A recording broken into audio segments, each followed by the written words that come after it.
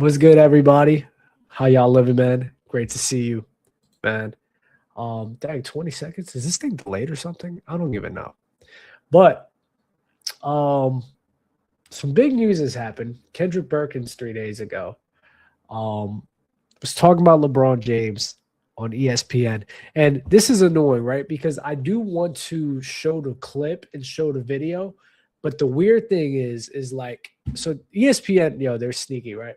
ESPN has this thing going on where, they put some beats in the background, and those beats are like copyrighted, like the protected, I think it's like some type of Disney beat or something, right? So if anyone like plays a clip on there, is reacting to any of their stuff, what happens is because that beat is in the background, anyone who reacts to that, they'll be copyrighted and the video could be taken down or even flagged, right? So I can't really play the clip on what Kendrick Perkins said for everybody, mainly because of ESPN and how they, being sneaky there. It's weird because it's happened to me before. It's annoying. And I learned from my mistakes, so I want to make sure that doesn't happen again. But Kendrick Perkins talked about on ESPN, talked about LeBron James and how he played on Christmas Day and the body language and the way he was playing and how, this is LeBron's time up. He says the best thing is for LeBron James and even the Lakers is for them to part ways. He said as both a teammate and competitor to LeBron James, he played AAU with him as well. He says he can understand and read LeBron James due to his body language, right? And he's saying that it's done.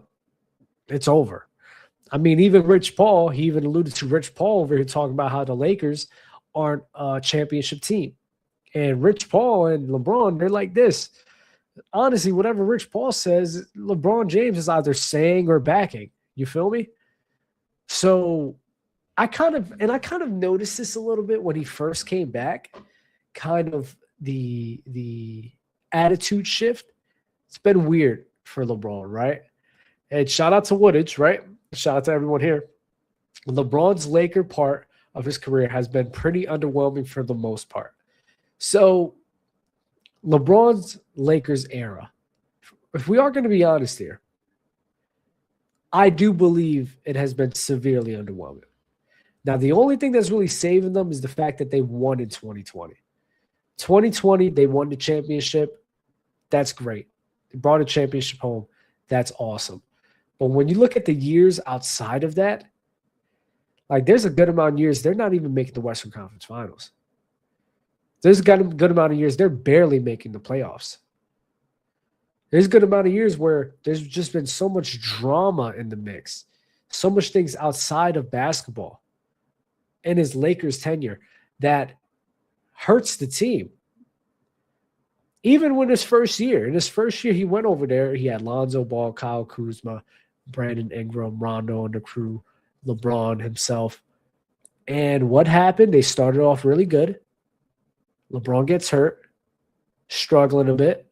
LeBron comes back, still struggling.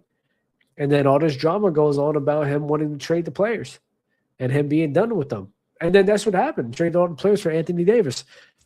Crazy, right? That is kind of wild. Now they won a ring because of that.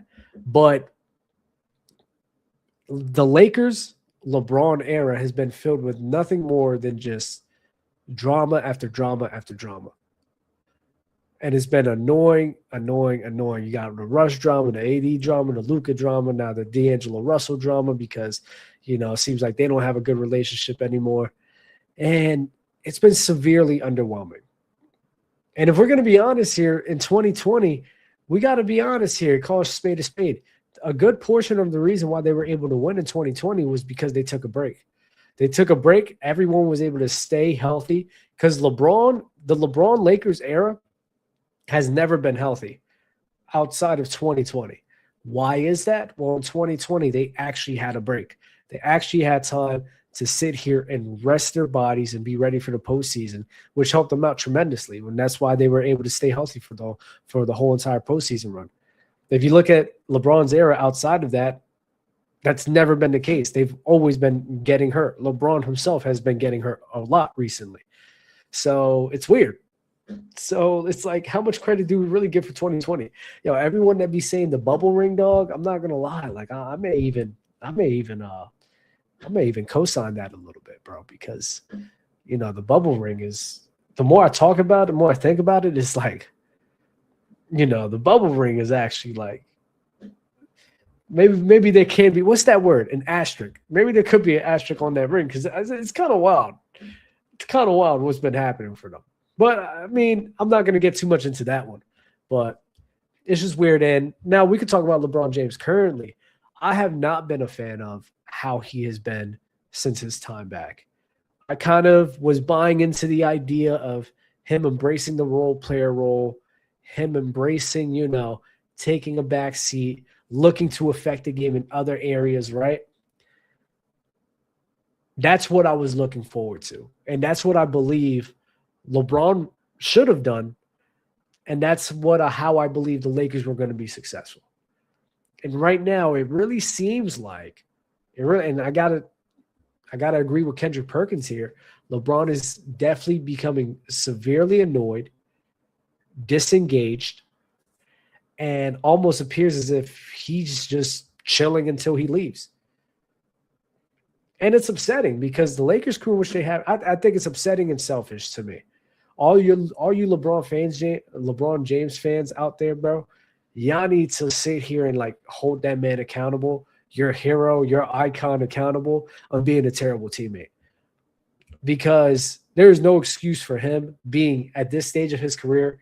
He's a vet and acting like this, being disengaged like this, throwing pouts like the way he's been doing. It's like throwing fits, bro, like a little kid. There's no reason for it. He a grown behind dude. It's been a year for so many years. And he's doing stuff like this on his own crew. On a good crew. It's not even a bad crew. It's a really good basketball crew. And you don't think the coach feels that? You don't think Luka feels that? I see it all the time, bro.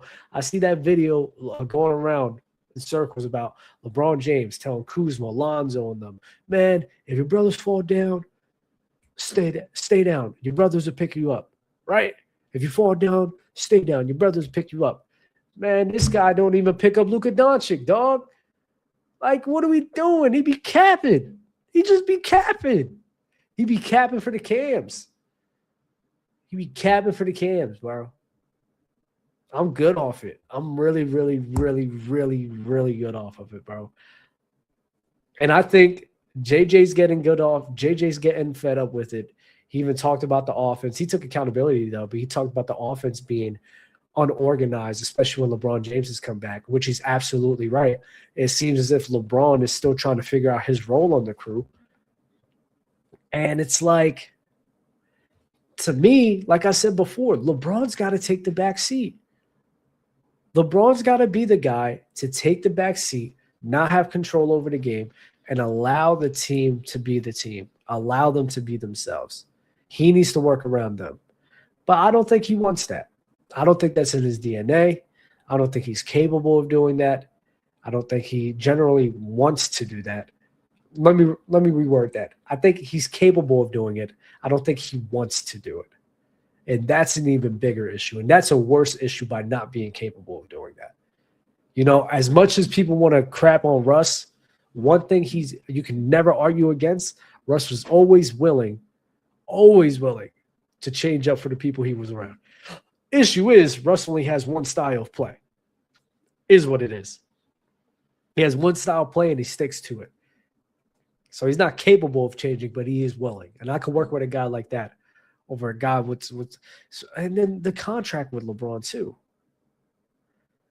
The contract with LeBron is just, if you're not performing at this level and at the same time, like a top 5, top 10 level, and at the same time hurting your team by being lax on defense, by being disengaged on both offensively and defensively. If that's how you're being, what's validating? I don't care that your name is LeBron James. What's validating this contract that we've given you? What's validating it? If you actually did a lot of the other stuff at a higher level than what you're doing now, okay, I can understand it. You're LeBron James, vet guy, high IQ, and you're knowing how to elevate the team, despite you not playing the same. But you're not playing the same, and you doing this? Come on, bro. Lakers should trade him. Trade LeBron James. Get him out of there. Get LeBron out of there. I would advocate for that. I think LeBron wants to go. There's been rumors about him wanting to go in the offseason. They've decided to keep him for whatever reason. And I think LeBron James right now, he's just doing everything he can to get traded. Talking to guys while, on the sideline while they're getting blown out and everything. It's like, and then even JJ's even having a problem with that. And it's unfair to JJ. Like, LeBron got him a job there.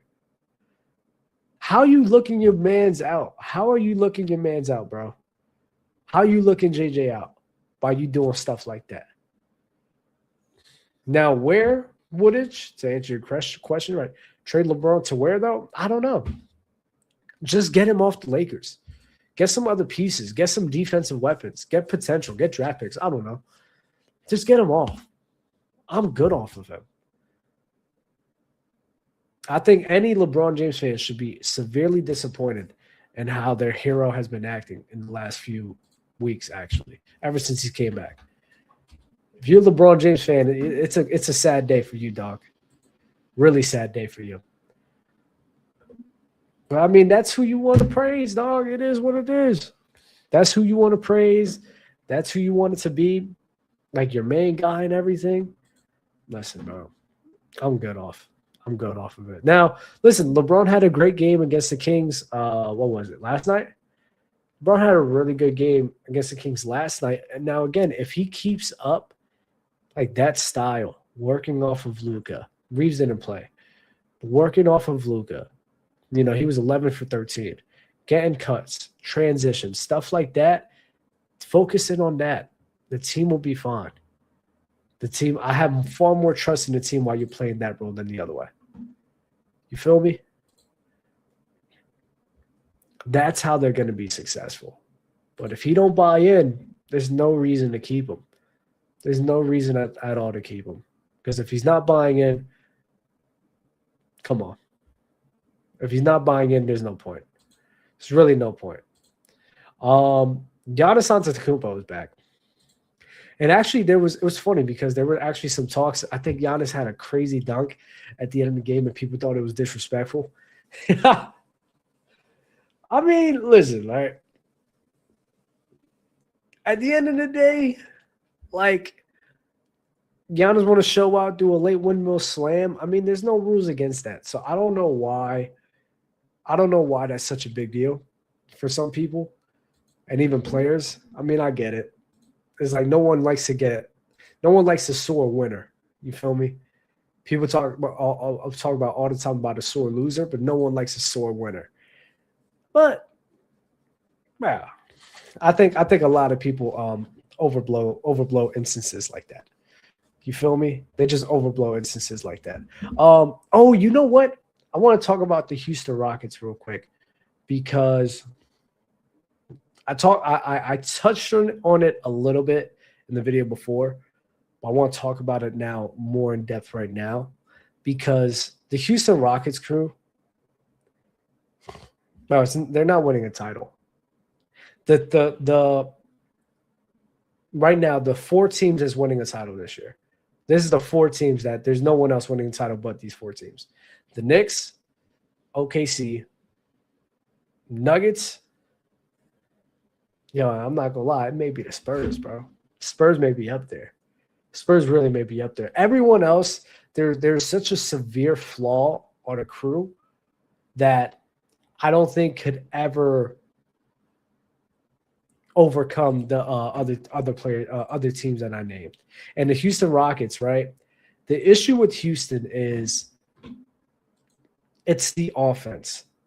The defense is sound. I think the defense is good enough, especially to contain some guys. But when your offense becomes so – there's at times where Houston Rockets offense are relying on offensive rebounds. It's bad. It's that bad. Like they severely rely on offensive rebounds sometimes, offensive putbacks. either Sengun over the, like, it's like, it's bad. The spacing isn't there. The spacing isn't there. The shooting isn't there. Katie's not a high volume shooter. They need some more shooting, create space. Amen Thompson is great, but especially on this crew where you're playing with Steven Adams, you're playing with Sengun, you're playing with Clint Capella, it's not, there's no way for you to overcome that as an Amen Thompson. Amen Thompson is what we thought Ben Simmons was. Amen Thompson is basically like Ben Simmons and like the potential of Ben Simmons and him becoming that, you know? Now, Amen's great defender, great rebounder, good passer, aggressive, you know? Well, bro, when you're a guard and you can't shoot, that's why I say Magic won't work in the league. Like, Amen's an athletic Magic. That's what Amen Thompson is probably an athletic Magic Johnson. And look at how it's working. Look at how it's going. Like, Amen's good, solid guy.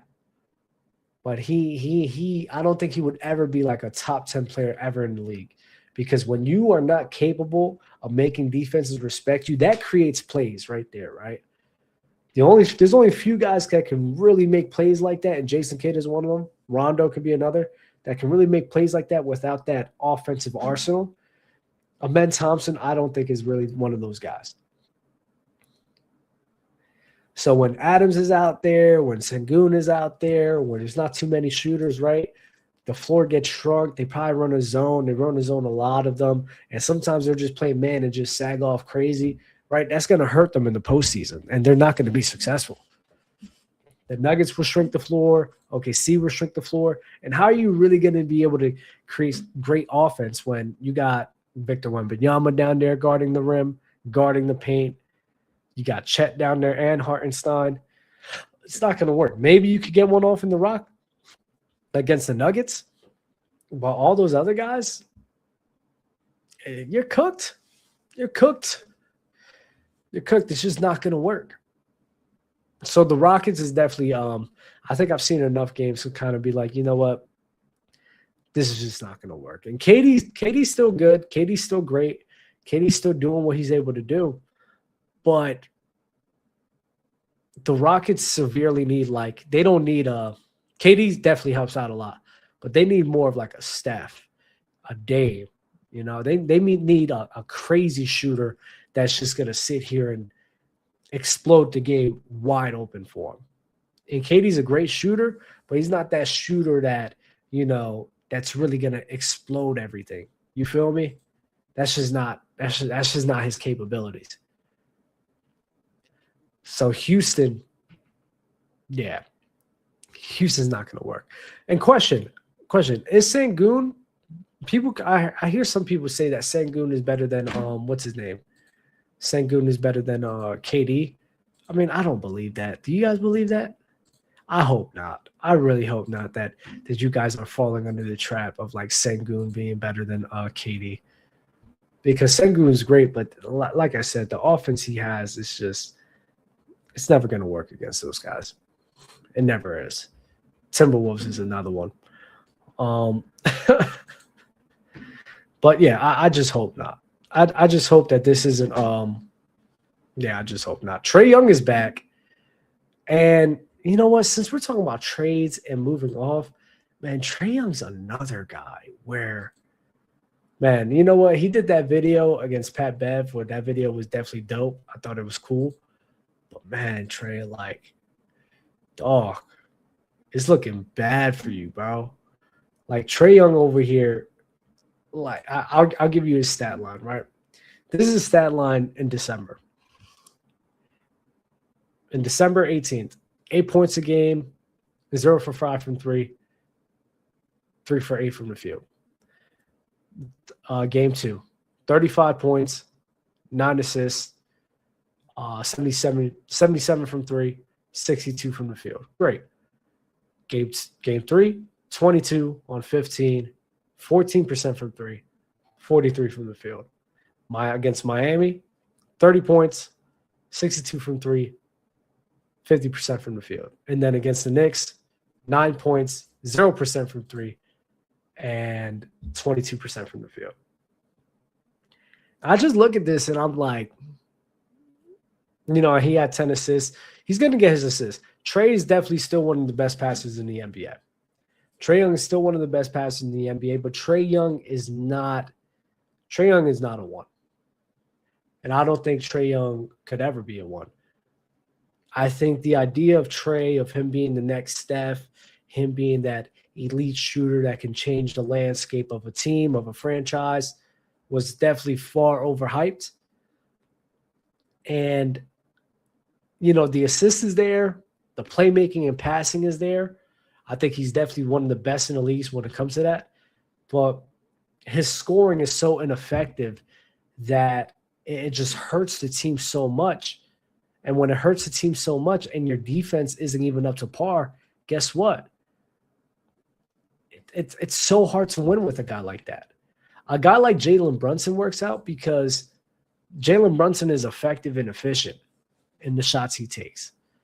Now, he doesn't create as much plays, and he's not as, good of a passer as Trae Young.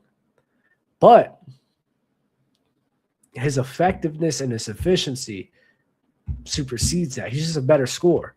He's able to capitalize way more.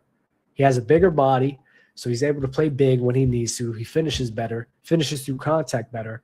And in the NBA, you need to have that ability to finish through contact. Trae Young, I just don't. He's just not a guy to me that finishes through contact well at all. He gets pushed off his spots way too easily, which then forces him to, take the jump shots that he definitely loves to take. But like I just went through the month of January, you'll get 0% one night, you'll get 77. You'll get 14% one night, then you get 62. Then you get 0%. And it's like, come on. That's not effective for your team. That's not sustainable in the postseason when you're trying to be a one.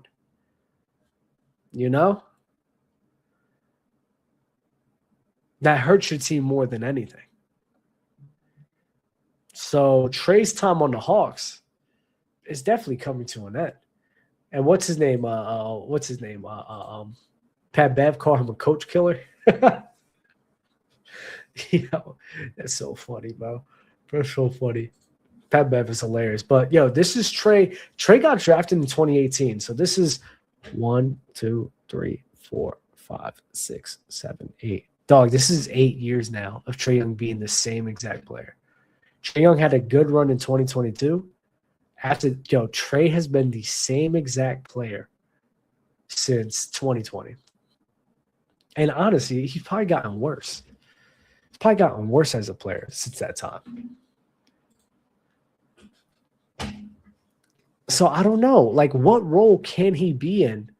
What role can he join? Can he fit in to win a ring? What role can he be a part of? What team can he be a part of to really, how do you say it?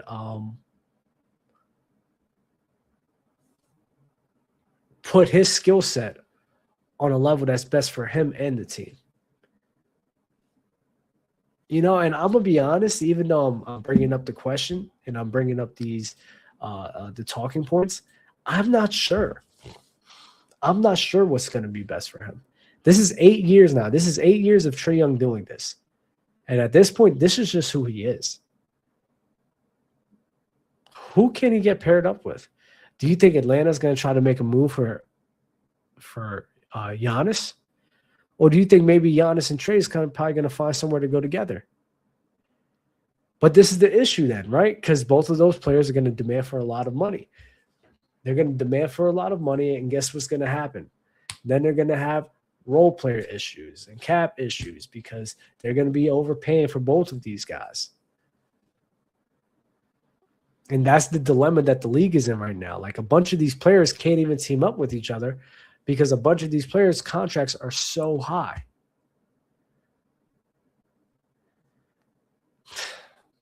Dog, I don't know. I don't know what they're going to be able to do. I don't know how they're going to do it. We'll see what happens with Trae Young. We'll see what happens with what he does. But Trae Young in his time, he's not a one. He's not a 1. He never will be. And it's better to try to find a role for him to be a 2. You know, that's all I got for tonight. Nothing too crazy. Yeah, those were the 2 big talking points I wanted to get to. But yeah, the LeBron and even the Trae Young era, man. End of eras. End of eras, man. Like the video, subscribe. Dog, my eyes are killing me. My eyes are killing me. Like the video, subscribe, man. Supports Kretschman Media. I will see you guys again, man. And I got to get these songs back. I got to get these songs back because I miss these songs. You know, I miss the intro and the outro. So, y'all be easy. Salute to you guys. Peace.